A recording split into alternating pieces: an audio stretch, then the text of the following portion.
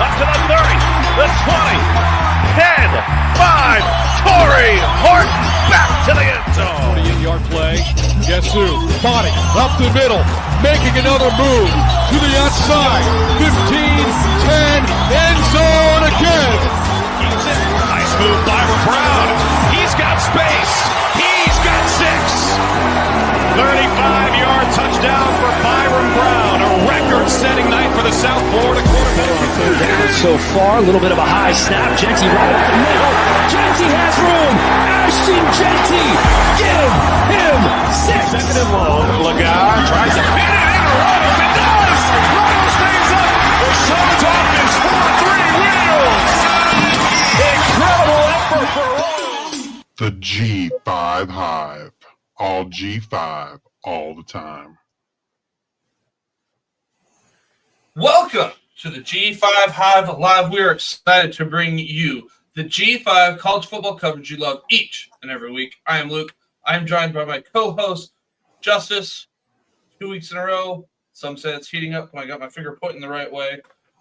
A week ago, we needed 3 subscribers to get to 500 on YouTube. We asked for your support, and you guys delivered. You guys didn't disappoint. We had 33 more subscribers to the channel this past week. We appreciate all the support we received this last week, all year long, but we're not done growing. So wherever you are, wherever you're watching or listening to us, we would greatly appreciate you heading over to YouTube, hit that subscribe button.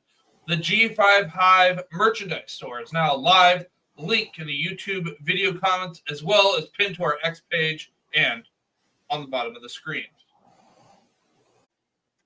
Moving over to the famous Idaho Potato Bowl, Northern Illinois Huskies, Fresno State Bulldogs, and Boise, Idaho, Monday, December 23rd, 2:30 p.m. Eastern on ESPN. Injuries, opt-outs, portal news. Northern Illinois injuries, running back Ontario Brown. I don't anticipate that we will see him.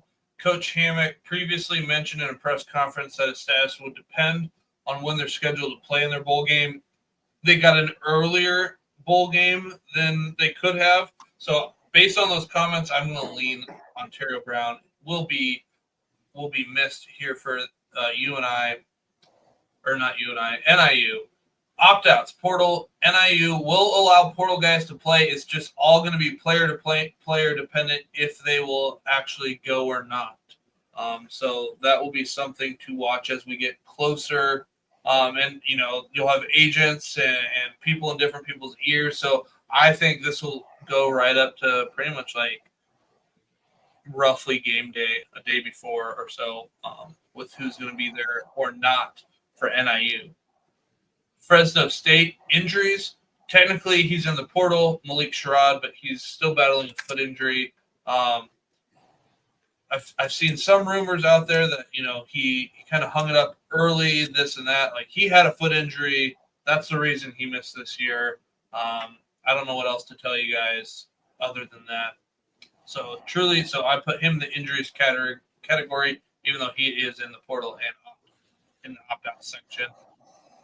Opt-outs and portal, you got Mikey Keene, quarterback, wide receiver Jalen Moss and Raylan Sharp, defensive line Gavril Lightfoot and Jacob Holmes, quarterback Cam Lockridge, Alzion or AZ Hamilton, and Julian Neal. They will all be out. Expect to see some very inexperienced players playing. Secondary, including the nickel, will be very, very young. Luckily for Fresno State, Northern Illinois isn't known for passing a lot. So take it away, Justice. Like you said, Northern Illinois on offense, they're not prolific passing the ball. Their quarterback, Ethan Hampton, is in the portal. He had already committed to Wake Forest, and then with their coaching change today, he's back in the portal. I personally don't expect to see Ethan Hampton. I think it'll be quarterback Josh Hoist. Hoist has started some games from this year. That's who I expect to see, and I expect them to rely heavily on those running backs, Gavin Williams and true freshman Telly Johnson Jr. I don't know. I expect a good dose of both of those guys. I think they're going to lean on them heavily, especially given the losses along that defensive line for Fresno State. When they're passing the ball, their leading receiver this season was Trayvon Rudolph, also in the portal. He's already committed to San Diego State. I don't expect to see him play. So I would look towards wide receiver Cam Thompson and tight end Grayson Barnes when the Huskies are passing the ball. Fresno State on defense. I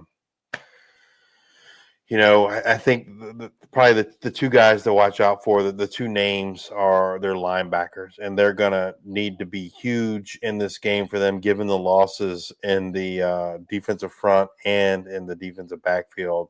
And that's linebacker Tuasivi Nomura and Malachi Langley. Nomura's on our All Mountain West team. Langley was one of our Defensive Player of the Week during the regular season. Those two guys are going to have to come up huge for them. Like you said, they lose defensive tackle Jacob Holmes to the transfer portal. That's a huge loss for them, as well as linebacker Phoenix Jackson. He's one of their top pass rushers. Losing him, edge rusher, losing those two guys, on that defensive line is going to be huge. They do have edge Corey Foreman, who was a former 5-star recruit, transferred in the offseason from USC. And then defensive backfield, losing Cam Lockridge, again, huge. I mean, it's not huge from the standpoint of Northern Illinois is going to pass the game, but he's just a leader on this defense, one of the best corners in the G5. They do return. They do have safety Dean Clark, great in run support, good tackler. So I think, Nomura, Langley, and Dean Clark, they're going to have to play like phenomenal for Fresno State, I think, to have a chance, because I expect the Huskies just to kind of run the ball down their throat with Gavin Williams and Telly Johnson Jr. When Fresno State has the ball, looks like quarterback's going to be Jaden Mandal or Joshua Wood. Their quarterback, Mikey Keene, is in the transfer portal. And I kind of expect the same thing, I feel like, for Fresno State. They're going to want to run the ball with Elijah Gilliam and Bryson Donaldson, also a true freshman. Those are the two guys, I think. I just think this is going to be, who can run the ball better. And, I would tell you, I think it's going to be Northern Illinois just based on the defensive losses. When Fresno State is throwing the ball, Mac Delina would, I would assume, be the top target with both Jalen Sharp and Jalen Moss in the transfer portal. Wide receiver Josiah Freeman was in the portal, but he withdrew from the portal. Some other names to watch for wide receiver for Fresno State, Shadon James, Lyndon Rivar, Jordan Brown, and then there's a freshman walk-on that could also get some of the playing time this year and was, a scout team standout for them is wide receiver Drew Carlson. When Fresno State has the ball, Northern Illinois on defense, their linebackers Jaden Dauphin and Christian Furman, those are the guys kind of racking up the tackles, and they're strong up the middle with defensive tackles Skylar Gill Howard and Devontae O'Malley. Two of the best, interior linemen in the G5. Skylar Gill Howard is in the transfer portal, so it'll be interesting to see if he does play. And then when they're looking at pass rush, that's defensive end Roy Williams, and they have a capable backfield, defensive backfield as well, and safety Nate Valcarel and cornerback Jason Profit. This Northern Illinois defense is stout. They're pretty good against the run. Obviously, if they lose Skylar Gill Howard, that'll impact it some. But I just think it's going to be who can run the ball better and who can stop the run. And for me, that's Northern Illinois. I think Northern Illinois' defense is stronger. They don't have the losses that Fresno State does, and I feel like that's kind of been Northern Illinois' MO all year, right? Run the ball and play solid defense. And so they're not really having to change what they do so much. When Fresno State has way more losses on both offense and defense, given the portal. And so for me, give me Northern Illinois. Let's see, the spread is Northern Illinois -3. Yeah, I think they win by more than 3. Over under is 39.5. Again, kind of what I said. It kind of shows you it's going to be who can run the ball better. Two teams that are looking to run the ball and play solid defense, and I think that's just going to favor the Northern Illinois Huskies. Right. That is our show tonight. Come back to join us next week as we discuss what happened in the G5 Bowl games, as well as look forward to our next set of G5 Bowl games. And as always, bring you up to date on all the latest news and happenings in the world of G5 college football. If you're watching us on X, please give us a retweet, a like, and a follow. If you're watching us on YouTube, please hit that like and subscribe button. And if you're listening to us on Apple Podcasts or Spotify, please subscribe and leave those 5-star ratings and reviews. Thank you all for your support. Until the next time, we are the G5 Hive.